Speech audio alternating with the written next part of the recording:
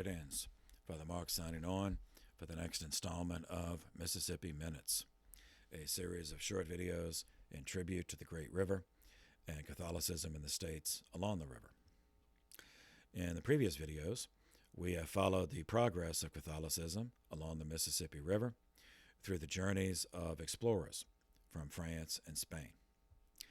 Last video, we saw Jean-Baptiste Le Moyne establish a city on the Mississippi River in 1718, named in honor of the regent of France, Philippe the Duc d'Orléans, the city of New Orleans. In this video, we follow its early development. At the time, the entire length of the Mississippi River was considered under the ecclesiastical jurisdiction of the Diocese of Quebec in New France, present-day Canada. In 1722, a delegation representing the 7,020 French colonists in Louisiana, also representing the 3,700 French colonists in Mississippi and Alabama, petitioned their bishop, the Bishop of Quebec, to ask Rome to assign them a resident bishop, to create a local diocese for them with a resident bishop in either New Orleans or Mobile. Their thought was that a local bishop, a bishop who lived there, would mean they would have more priests, which they wanted because all too often they had to bury dead family members without a mass because there was no priest available. At the time, so they had 10,700 French colonists in present-day Louisiana, Mississippi, Alabama. So there was one Carmelite priest in New Orleans, Father Joseph, saying Mass in an improvised wooden structure on the site of later St. Louis Cathedral. There was one French-Canadian diocesan priest, the Diocese of Quebec, in Mobile, Père Francois. There was one resident Jesuit priest, Father Alexander, ministering to the Tunica Indians in southern Alabama. And there were another 3 Jesuits on a mission band that traveled around, dividing their time ministering to Indians in Louisiana and Arkansas. The petitioners pointed out that the Mississippi Company, which the French government had given a contract to develop the colony, had recruited and paid for 2 priests to come to Louisiana 4 years earlier when New Orleans was established in 1718. Yet those 2 guys never arrived. The Bishop of Quebec sabotaged this request because that would mean dividing his diocese, and he didn't want to lose the territory because he envisioned that it would grow, into something more. The petitioners also wrote back home to France, which was governed by the Regency Council because Louis XV was still a child. The Regency Council of France replied, that they couldn't create a diocese. The Bishop of Quebec said no, so there would be no diocese, but they would fund the passage and support of 10 Capuchin priests to the colony to meet their sacramental needs. So you got 10, promising 10. On April 8th, 1723, two Capuchins arrived in New Orleans, Father Raphael de Luxembourg and Father Hyacinthe de Verdun. And they hardly distinguished themselves in the eyes of the colonists.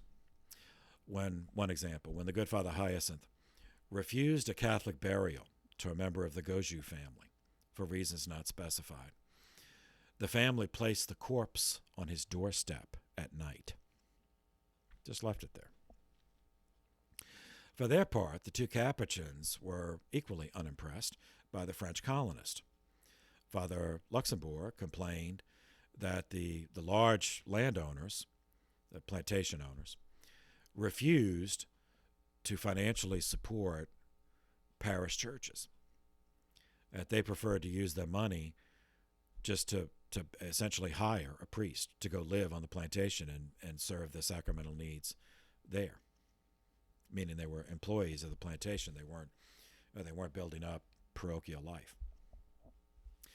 In the same year, 1723, the first chapel in Louisiana for German speakers was established at what is still called des Allemands. So the French word for German is Allemand. So des Allemands, so des Allemands, des Allemands, plural, D-E-S, it's plural. So it's the German place, so the place for the Germans.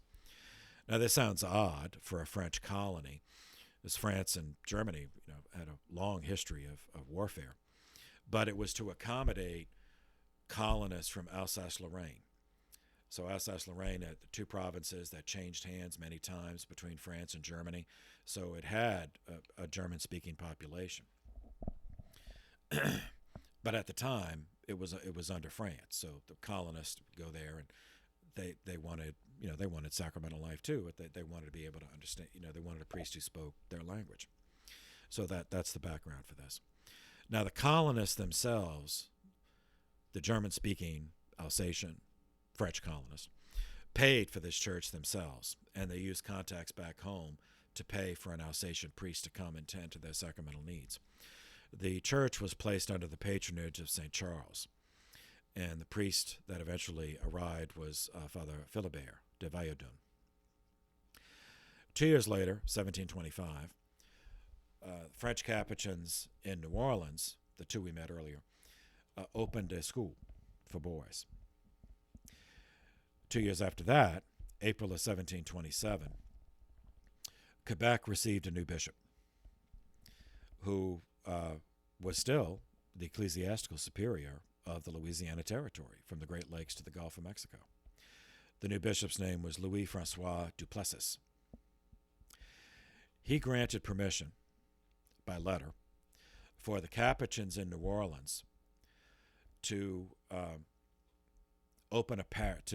So he created a canonical parish in New Orleans, as his predecessor had in Mobile, with the same effect. So they were saying Mass in a building in New Orleans, but a canonical parish is not just the name.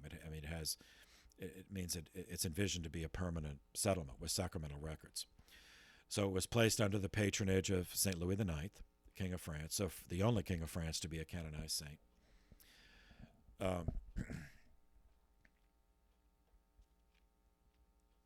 This is just like the one we covered in Mobile, Fort Louis, the Our Lady of Mobile, the chapel in Fort Louis, the chapel of Our Lady of Mobile, is the canonical antecedent of the present cathedral of the Archdiocese of Mobile. Although in that case, the location moved several times. This St. Louis Church, parish church, is the canonical antecedent of the later and the present St. Louis Cathedral.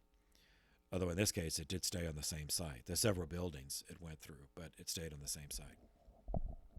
So that was 1727. The two Capuchins whom we've already met were there. The first now parish priest, not just missionary priest, Father de Luxembourg and Father de Verdun. This first St. Louis church was designed by Pouget, the same guy who laid out the plan for the city. It was dedicated, it replaced the earlier improvised wooden structure, and this was designed as a church, was dedicated on Christmas Eve, 1727.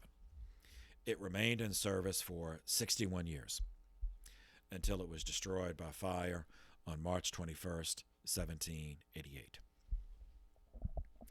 On December 21st, 1728, the first baptism was performed upriver from New Orleans in Pointe Coupée, Louisiana, by another French Capuchin, Father Jean-François. I skipped also in 1727, the year before. August 6th, 1727, 12 Ursuline nuns, French Ursuline nuns, arrived in New Orleans after a 5-month journey from Rouen, France. They were led by Mother Superior Marie of St. Augustine. Ursulines opened a school for girls. They opened, well, they called it a hospital then. I suppose we would call it a clinic. And one of their number, Sister Frances Xavier, was the first pharmacist along the Mississippi River. They lived in houses and temporary shelters until their first permanent convent was built, and they moved into it on July 17th, 1734. So, or back to Point Coupé. So the next year, December 21st, 1728, first baptism in Point Coupé. That is 112 miles upriver from New Orleans, 32 miles upriver from Baton Rouge. A French Capuchin, Father Jean-Francois Decaux, performed the baptism, although Point Coupé did not have a church yet. 10 years later, they would get a permanent church. 1738 it was placed under the patronage of St. Francis. Across the river, so Point Coupé means cut point. And then there's a false river. They call it False River because it was actually once a bend of the Mississippi, but it became an oxbow lake. As the current of the river, it became cut off, but there's still water there. So anyway, so it's cut point. Point Coupé is cut point. So it's on one side of the river. Across the river is St. Francisville. Because Capuchins, they're part of the larger Franciscan family. Following year, April 1729, the first baptism in Natchitoches, Louisiana, on the Red River, which empties into the Mississippi, performed by another French Capuchin, Father Maximin. It was the child. The father of the child was Pierre Darbin, born on April 8th that year. Like Point Coupé, they did not yet have a church. So the ceremony took place in the family home of the Juchereau, the Saint Denis family, who was the founders of Natchitoches. 10 years later, 1738, which coincidentally was the same year that Point Coupé got its first permanent church under the patronage of St. Francis. In May of 1738, Natchitoches got its first permanent church. And that is canonical ancestor, but not the same place, but the canonical ancestor of the present minor basilica of the Immaculate Conception in Natchitoches. So the Mass was first said within the walls of the first church. Mass was first said within the walls of the first fort. The chapel within the fort was under the patronage of John the Baptist, so Fort Saint Jean Baptiste. A church, a separate church building, also called after Jean Baptiste, was constructed in 1738, located between the fort and the cemetery. A third church, this one built of stone, was constructed on the same location. They tore down the previous one, built a new one in 1771. A fourth church was built 14 years later because of the way the town settlement was going. So it was a different location. It was located at what are now Front and Church Streets in Natchitoches. A fifth church, this one brick, was also built on Church Street, but not the same place, the Church Street Inn. That was destroyed by fire in 1838. It was replaced by the sixth church, completed in the spring of 1839. It was that church that became the first cathedral of the Diocese of Natchitoches, established by Pope Pius IX in 1853. Now, for locals, Louisiana, but where there is no diocese in Natchitoches. Well, in 1910, the see was relocated from Natchitoches to Alexandria. So it's the canonical antecedent of the present Diocese of Alexandria. The present church in Natchitoches, which is worth seeing, was begun in 1857. Pope Benedict XVI elevated it elevated that church to the status of a minor basilica in 2009. Anyway, back to the colonial. In 1763, France lost the 7 Years' War, which is called the French and Indian War in U.S. history. As a consequence, France lost all of its mainland holdings in North America, lost Canada to the English, lost the Louisiana territory to Spain. Now, this connected the pieces for Spain because Spain already had Florida to the east and Texas to the west. So now they had the whole Louisiana territory in between, not just the state, but the whole Mississippi Valley up to the Great Lakes. Although they didn't try to develop all the way up. On April 25th, 1793, Pope Pius VI created the Diocese of Louisiana and the two Floridas, with St. Louis Church in New Orleans being the first cathedral. Now, the two Floridas, that's West Florida and East Florida. So West Florida is Pensacola over to, remember, the Spanish considered what's now Alabama and Mississippi and into Louisiana up to the Mississippi River. They considered all that West Florida. And then East Florida on the Atlantic side of the peninsula was based at St. Augustine, Florida, which is also still there. So the Diocese of Louisiana and the two Floridas, 1793. So this is after the United States came into existence. So the American Revolution began in 1776. Spain was an ally, and France for that matter. Spain and France were allies of the 13 colonies against Great Britain. The first diocese in the political entity that became the United States was Baltimore in 1789. So this was, in 1793, the Diocese of Louisiana and the two Floridas was the second diocese within the present borders of the United States, but at the time, it was not part of the United States. It was still a colony of Spain.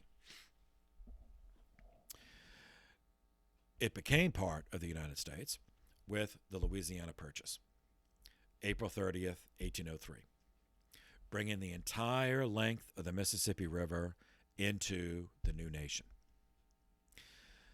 It was a territory initially, and it was divided up and admitted into states, over time. Louisiana became the 18th state, admitted to the Union on April 30th, 1812.